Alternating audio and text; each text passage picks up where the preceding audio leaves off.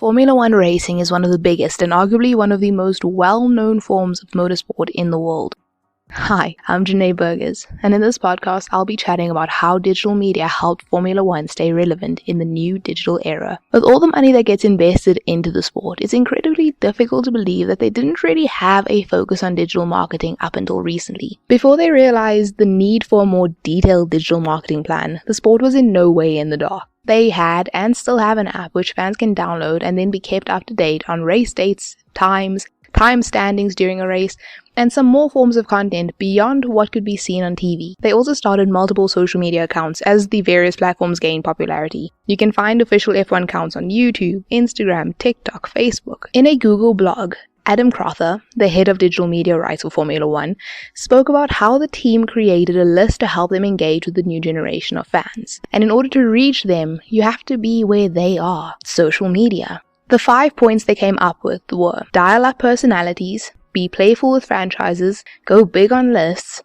dig into archives, and know when to go in depth. And although Crother touches on how they do this, I'm going to go a little bit deeper. The folks at Formula One have used their multiple social media platforms to help with these points. On YouTube, they run their Grill the Grid series and Beyond the Grill podcast, where drivers and team principals or team engineers partake in Q&A challenges, chat about the sport, chat about what they love about the sport, and you get a bit more in-depth detail about how they view the sport that they love. It can't be denied that the F1 has a whole lot of major franchises within their reach, like McLaren, Ferrari, Mercedes, just to name a few, and they use the teams competing for content as well. You could say that there's a synergy between the teams and F1. So that's how we check two things off this list.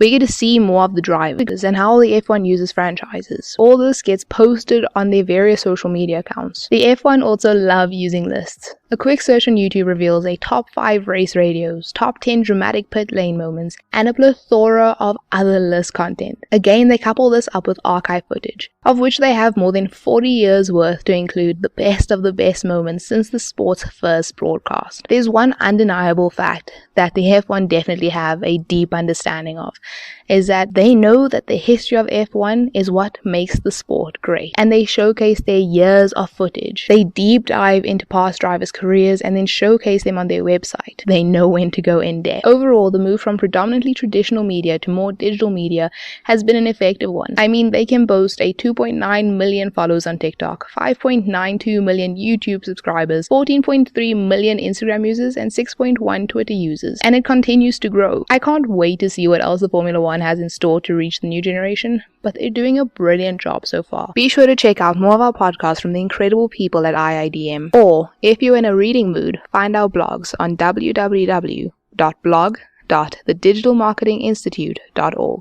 Till then, I'm Jene, and I hope you have a good one.